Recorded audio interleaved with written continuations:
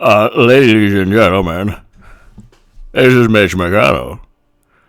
I have something to tell everybody. I don't know if you can hear me. President Trump is practically and morally responsible for provoking the events of that day. No question about it. McConnell said Saturday. The people who, I believed, were acting on the wishes and instructions from their president, and having that belief was foreseeable as a consequence of the growing crescendo of false statements, theories, and reckless hyperbole, which the defeated president kept shouting into the largest megaphone on planet Earth. So, McConnell, you heard what he said. This is the Washington Examiner article. McConnell hints at criminal prosecution for Trump and says former president bears responsibility for Capitol. They're not going to... Okay, if there was a chance in the known and ever-expanding universe that they could criminally prosecute President Trump, they would have done so already. They can't. That's why they went for impeachment. So, you heard what McConnell just said right now. He basically said Trump is responsible. He shouted into the largest megaphone on planet Earth, false statements and reckless hyperbole. Okay. Here's the issue. McConnell is wrong, but there is something that he's right about. He's wrong about criminal prosecution. Nobody's going to prosecute President Trump in a court of law. That's why the mayor of D.C. and the attorney general of D.C., both Democrats, and both responsible for upholding the rule of law in Washington, D.C., they haven't leveled charges at President Trump. Why? Why haven't they leveled charges? Well, because in a court of law, anyone would have to prove that Trump planned, orchestrated, directed, and instructed people to commit the illegal acts. That was a tragedy that took place. Those 5 people should be alive. There should never have been protests that day. There should have been a national dialogue, discourse, debate, discussion. President Trump should have fostered and furthered along a philosophical or a debate, not a philosophical debate, but a debate. Democrats were able to use tinfoil hat nonsense, tinfoil hat fantasies in the form of a Steele dossier, baseless allegations, and they publish it and they say, well, let the people decide. And you never get Twitter saying, caution, this is a dossier purchased by Clinton, and he wasn't in a Moscow hotel room, and this is just hearsay and gossip, caution. You never get with the Comey memos, caution, be careful. These are just the memos of a disgruntled, former corrupt FBI director. You never get any of that. If somebody writes something about what Trump might have said in an Atlantic article, anything's fair game with Trump. They can purchase a dossier and utilize that as, quote, raw intelligence. They can fabricate quotes. They can manipulate quotes. He never said the both sides comment complimenting the 1930s and 1940s Germans. Literally in the C-SPAN quote, he's saying, and I'm not referring to the 1930s and 1940s Germans or the supremacists. They should be condemned. It's literally in the C-SPAN quote. You can go to C-SPAN right now and listen to him speak and watch the actual quote. And you can compare how journalists treated President Trump from 2017 and how they treat Biden and Biden's press secretary today. Everyone's calm and I have a question. Can I ask a question? Secretary, Press Secretary Psaki has a question. That you can see the difference. Hit subscribe to this channel right now. We're back on our way to 200,000 subscribers. And Mitch McConnell is just... You can go to HAGoodman.com, read my writing in The Hill, The Huffington Post, and Salon, The Jerusalem Post. You could see my debates. I was 2 years ahead of everyone in telling you and debating and using reason and logic, saying, yeah, the Q message board nonsense is just that, a hoax. Never trust message boards. It's dangerous. They're dangerous. They're horrible. Never trust. Look, delete your Twitter account. I deleted mine 2 years ago, so I was 2 years ahead of all of this. And I told you Trump would be acquitted. He was acquitted. My analysis has been spot on generally the past 4 years. Generally, I've gone, like, I've made certain leaps, obviously. So I'm not right about everything. But President Trump's going to reclaim the Republic, or he's already, he has the Republican Party. It's basically his party now. McConnell is the acting head of state, or he controls the Republican Party now, in a sense, McConnell. So McConnell voted to acquit President Trump, but he still wants to keep Trump at bay. He still wants to keep Trump at arm's length, or he's trying to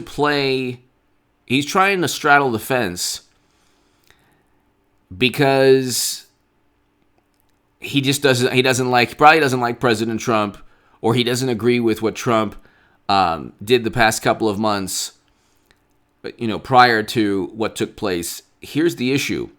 President Trump should have pushed for an investigation. The way Democrats investigate their allegations. Democrats investigated their allegations. They haven't even seen Trump's taxes, but they know something's there. Don't you understand? Something is there. We don't know. We don't know the taxes, but we know something. The public record knowledge. It doesn't show anything nefarious, but whatever. We know something's there. So they haven't even seen his tax returns, and yet they know he committed some kind of crime. That's the way Democrats work. The Atlantic article, they just put words in his mouth. Gossip, hearsay, suspicion is enough to warrant investigations for Democrats. They're all baseless allegations. Trump worked with Russia. Why? Because James Clapper said so. He's high to moderately confident. Trump had allegations too. He should have pushed simply for an investigation. If he couldn't get the investigation, you know what? Then he needed to provide direct evidence. It's either one or the other. He should have fostered a dialogue and discourse and discussion. He could have gone on CNN, MSNBC. He could have gone on, if President Trump went on Joe Rogan or Tim Pool and talked about and gave his vantage point, it would have been viewed 20 to 30 million times, either channel. Either channel. If he went on the Young Turks, not a fan. And he got into a debate with the hosts there, it would have been seen 20, 30 million times. And you say, well, what's the point of that? Because it would have fostered a national dialogue. Well, they didn't want a dialogue. I know that. They didn't want a dialogue. See, President Trump became president because he was able to tell voters, hey, here's a choice. It's me or them. People said, oh my God, we can't have another Clinton in the White House. And so they chose President Trump. However, when he was governing, he did great things. Abraham Accords, peace between Israel, UAE, Bahrain, Morocco, formal recognition, economic deals, amazing things. First president to step foot in North Korea, allocated more funding to historically black colleges and universities than any president ever, signed the First Step Act, focused on economic opportunity zones. These are things that were very good achievements, accomplishments, paradigm changing. Like, these are things that Democrats never presided over. But because of tweets, see, our world, people care, unfortunately, about perception, not reality. People care. The reality is that President Trump is not a racist, not bigot, not a horrendous, immoral human being. Because you can't be these things and allocate more funding to historically black colleges and universities than any president ever and preside over the Abraham Accords. You cannot be this horrible ogre, this monster, and preside over great accomplishments. His heart was in the right place, but whatever his personality rubbed half the country the wrong way to the point where they obsessed over him. All they saw was his personality. Now, again, that's good here and there, but you gotta know when to put if you put your the pedal to the metal all the time. It's no good. You got to take your foot off the gas pedal. Okay, you can't always take a baseball bat, hit the hornet's nest and then run away. And then have these, apoplectic, morally superior liberals flying around in a rage, in outrage. Look, President Trump was a great president in terms of accomplishments, okay? The one thing that he could have done better, a lot better, was communicate. He communicated to only half the country. Now, Democrats ensured this would happen, okay? But he fell for their trap.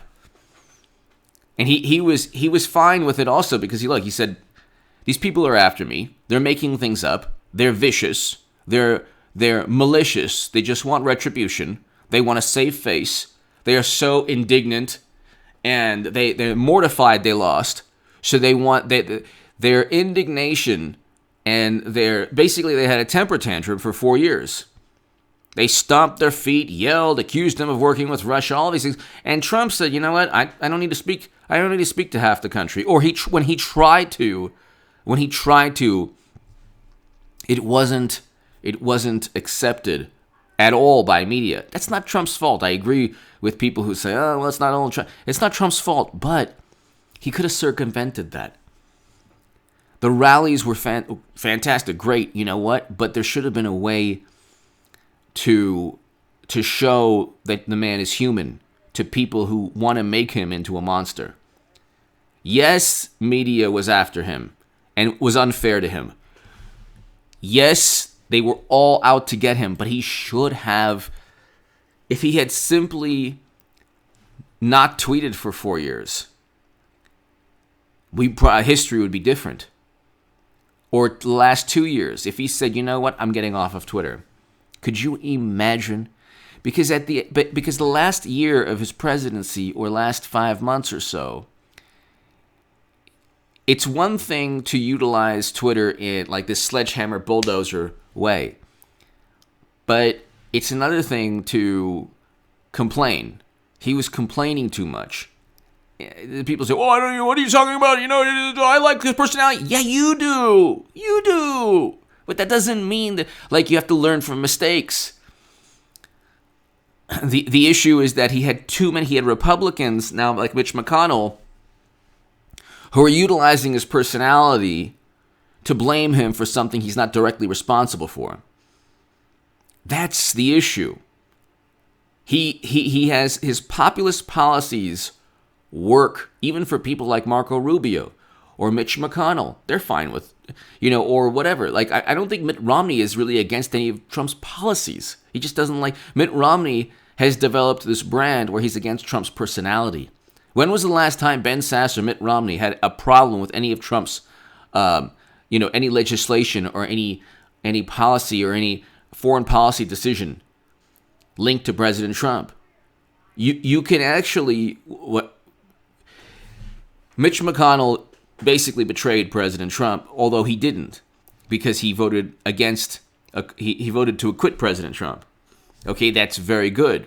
But right now he's saying, yeah, Trump is morally responsible, and hints he could face criminal prosecution even though he's not going to. What a person like Mitch McConnell, his life is politics, and his power and influence is derived from the reverence of America's reverence of its political system. Trump doesn't care. He just, he destroys these sacred cows. He doesn't care. He doesn't revere government the way McConnell and Pelosi and Schumer do. Because he never derived his influence from government. He never became a billionaire because of government. Okay, all of these people become millionaires because of their work, their public service. They become millionaires as politicians. How? You're supposed to only get a government salary, right? Well, they find legal graft. So that's just, what I'm trying to say is President Trump from here on out should work, and I know this is a kind of nuanced approach to President Trump taking over the Republican Party, which is a very good thing. You want a Republican Party to oppose regime change and never-ending counterinsurgency conflicts, which is what President Trump stands for. He opposes the Lincoln Project, and we see those skeletons now out in the, for everyone to see. But it would be good to kind of, however he needs to do it, either tone down the rhetoric or the insults. It would be good to get people like McConnell never again to straddle the fence, because McConnell likes Trump's policies. If he just, thank God he's not, the best thing to ever happen to President Trump is that he's not on Twitter. And so is it bad that McConnell is saying this? Of course it's bad. If you lasted 15 minutes, of course it's bad. I know there are going to be people who say, "Why, you're wrong on this." Of course it's bad, but it's to be expected. How can we overcome this to where, we get people like Mitch McConnell who will stand up for Trump and acquit him, yes, but then say, you know what, I still don't like what he did. Well, create a national discourse, dialogue, debate, and also try to not reach out to people like Mitch McConnell, but try to incentivize them to back the future political party, the Republican Party, that's eventually controlled by President Trump, which it will be. I don't know if I'm getting my point across, but give me your thoughts below. President Trump should learn from the past year, okay? In the beginning of the pandemic, Americans supported President Trump's leadership. They did. Even with the 95% negative media coverage. Once media started chipping away at that and blaming him for everything, he should have addressed that with a national dialogue, debate about the pandemic, or not debate, or discussion about the pandemic, about what took place after the pandemic, the 4 or 5 months. I don't know if I'm getting my thoughts across in a manner I want, but Mitch McConnell is not the problem. It's the Ben Sass and Mitt Romneys of the world that that are going to vote alongside Democrats for every other future impeachment. Who knows how many times they did impeach President Trump? Hopefully he runs again in 2024. But what I'm trying to say is a question. What are some lessons that President Trump should learn to build the movement he created and ensure that it prospers? Give me your thoughts below. Hit subscribe right